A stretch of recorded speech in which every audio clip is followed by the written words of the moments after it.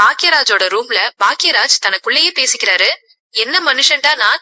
இந்த வீட்டுக்காக நமக்காக ஓடி ஓடி உழைக்கிற ஒரு பொண்ணு.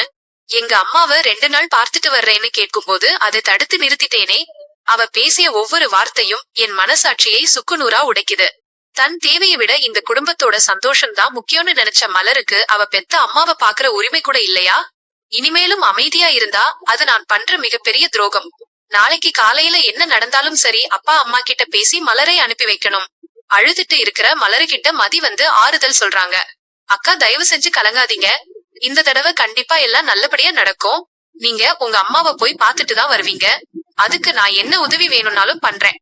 எனக்காக யோசிக்கவும் குரல் கொடுக்கவும் இந்த வீட்டில் ஒருத்தி இருக்கான்னு நினைக்கும் போதே எனக்கு பெரிய தைரியம் வருது மதி. ரொம்ப நன்றிடி.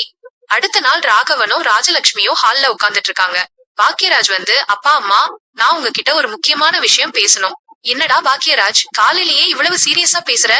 என்ன விஷயம்? அப்பா, மலரோட அம்மாவுக்கு உடம்பு ரொம்ப முடியல. தம்பி கார்த்தி ஒருத்த நாள் எல்லாத்தையும் சமாளிக்க முடியல. மலர் 2 நாள் போய் அவங்கள பாத்துட்டு வந்தா நல்லா இருக்கும்பா. ராஜலட்சுமி உடனே, என்னது, அவ போறதா?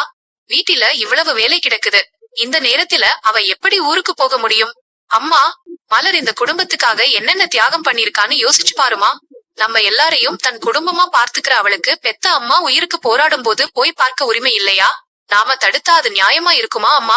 ராகவன் உடனே, நிறுத்து ராஜலட்சுமி. அவன் சொல்றதுல முழு நியாயம் இருக்கு. மலர் நம்ம வீட்டுக்கு வந்து ஒரு தடவை கூட என் சொந்த வீட்டுக்கு போறேன்னு கேட்டதில்ல. இவ்வளவு தூரம் நம்ம குடும்பத்துக்காக உழைச்சவளுக்கு அவ அம்மாவை பாக்குற உரிமையை கூட நாம கொடுக்கலைனா நாம மனுஷங்களே இல்லை. ஒரு பொண்ணுக்கு அவ பெத்த அம்மாவை பார்த்துக்க முழு உரிமை இருக்கு. ராஜலட்சுமி மனம் மாறி மலரை பார்த்து, மலர் இங்க வாமா. நான் கோபத்துல ஏதோ பேசிட்டேன், மனசுல வச்சுக்காத. அங்க போனதும் உங்க அம்மாவை நல்லபடியா பாத்துக்கோ. டாக்டர் சொன்ன நேரத்துக்கு மருந்தை கொடு. ரொம்ப நன்றி மாமா. நன்றி அத்தை. நான் சீக்கிரமே வேலைகளை முடிச்சிட்டு வந்துடுறேன்.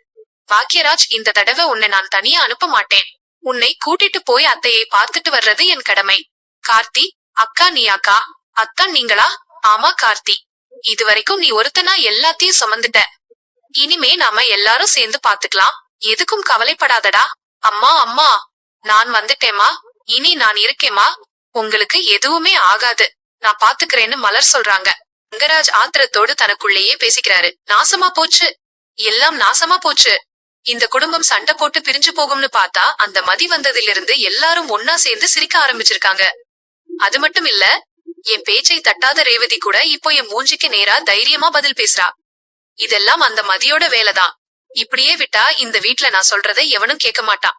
என் திட்டம் நிறைவேறணும்னா முதல்ல எல்லாரும் கொண்டாடுற அந்த மதியோட முகத்திரையை கிழிக்கணும். அவள் மேல எல்லாரும் வச்சிருக்க மரியாதைய அடியோட அழிக்கணும். இந்த குடும்பத்தோட ஒற்றுமையை உடைக்காம நான் அடங்க மாட்டேன். என்ன ரேவதி, உனக்கு ரொம்பத்தான் தைரியம் அதிகமாயிடுச்சு போல. உங்க வீட்டுல இப்ப எல்லாரும் அந்த மதி சொல்ற ஆட்டுக்குட்டி மாதிரி தலையாட்டுறாங்களாமே. நீயும் அவ சொல்றதெல்லாம் கேட்டு ஆடாத குறைதான். அவ என்ன தப்பாவா சொல்றா?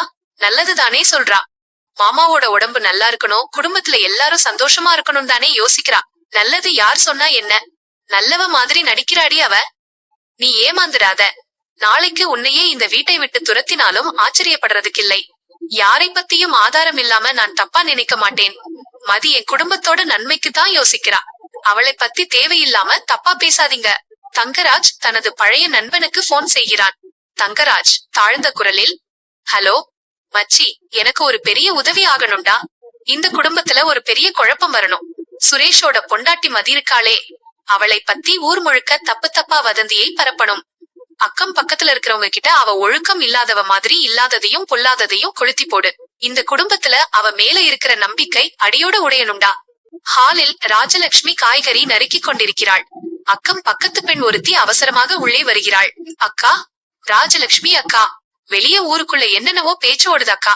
உங்க சின்ன மருமகள் மதியை பத்தி அக்கம் பக்கத்துல எல்லாரும் தப்பு தப்பா பேசுறாங்கக்கா. அவளை பத்தி கேள்விப்படுறதெல்லாம் சரியே இல்லை. கொஞ்சம் கவனமாயிருங்க. நிறுத்துடி. என் மருமகளை பத்தி பேச உனக்கு என்ன யோக்கியதை இருக்கு? வெளியில 4 பேர் பொறாமையில பேசுற குப்பை கதையெல்லாம் கேட்டுட்டு வந்து என் முன்னாடி பேசுறியா? இல்ல அக்கா, ஊரே பேசுதேன்னு தான் வந்து சொன்னேன். ஊரு 1000 பேசும்டி. ஆனா என் மருமகள் என்னென்ன பண்ணிருக்கான்னு எனக்கு நல்லா தெரியும். என் புருஷன் உடம்புக்கு முடியாம கிடந்தப்போ மகளா நின்னு காப்பாத்தினவடி அவ. என் மூத்த மருமகளுக்கு ஒரு கஷ்டம்னா சொந்த தங்கச்சியா ஓடி வந்தவ. இந்த வீட்டை சந்தோஷமா வச்சிருக்க அவ உழைக்கிற உழைப்பு எனக்கு கண்ணெதிரே தெரியுது. என் மதி தங்கமான பொண்ணு. அவளை பத்தி யாராவது ஒரு வார்த்தை தப்பா பேசினா அப்புறம் நான் மனுஷியாவே இருக்க மாட்டேன். மரியாதையா வெளியே போடி. அயலார் பெண் பயந்து போய் ஓடுகிறாள். தூரத்தில் நின்று இதை பார்த்த தங்கராஜ் அதிர்ச்சியில் உறைந்து நிற்கிறான். தன் சதி தோற்று போனதை நினைத்து ஆத்திரமடைகிறான். அதிகாலை வேலை. வீட்டின் முன்பகுதியில் ராகவனும் ராஜலட்சுமியும் அமைதியாக அமர்ந்திருக்கிறார்கள். மதி மிகவும் உற்சாகமாக ஓடி வருகிறாள். மாமா அத்தை, என்ன பண்ணிட்டு இருக்கீங்க? நேத்துதானே டாக்டர் சொன்னாரு பிபி கொலஸ்ட்ரால் எல்லாம் அதிகமா இருக்கு, தினமும் காலையில வாக்கிங் போகணும்னு. வாங்க நாம இப்பவே போகலாம். இல்ல மதி, நீ போயிட்டு வா, எனக்கு இப்போ வர விருப்பமில்லை. அவரு வரமாட்டார் மதி. நீ வேகமாக நடப்பாய், அவனால் உன் அளவுக்கு நடக்க முடியாது. அதெல்லாம் இல்லை அத்தை. வேகமா நடக்கணும்னு அவசியமே இல்ல. மெதுவா நடந்து உடம்ப ஆரோக்கியமா வச்சுக்கிட்டா போதும். வாங்க மாமா. மலர் அங்கே வர்றாங்க. மதி, இப்போ வாக்கிங் போனா வீட்டு வேலையெல்லாம் அப்படியே நின்னுடுமேடி. வேலை எப்பவும் இருக்கும் அக்கா, ஆனா உடம்பு நல்லா இருந்தாதான் நாம எல்லாத்தையும் பார்க்க முடியும். அத்தை, நீங்களும் வாங்க. வீட்டிலேயே உட்கார்ந்திருந்தா உடம்புக்கு நல்லது இல்லை. ராஜலட்சுமி, மதி சொல்றதுலயும் நியாயம் இருக்குமா? நாம எல்லாரும் சேர்ந்தே போயிட்டு வரலாம். தெருவில் நால்வரும் ஒன்றாக நடந்து செல்கிறார்கள். வழியில் கலகலப்பாக பேசிக் கொள்கிறார்கள். ஏங்க, நாம 2 பேரும் இப்படி கைகோர்த்து பேசிட்டே நடந்து வந்து எத்தனை வருஷம் இருக்கும்? ரொம்ப புதுசா இருக்குங்க. ஆமா ராஜலட்சுமி, இந்த வயசுல நாம 2 பேரும் இப்படி ஒன்னா நடக்கிறதே மனசுக்கு அவ்வளவு சந்தோஷமா இருக்கு.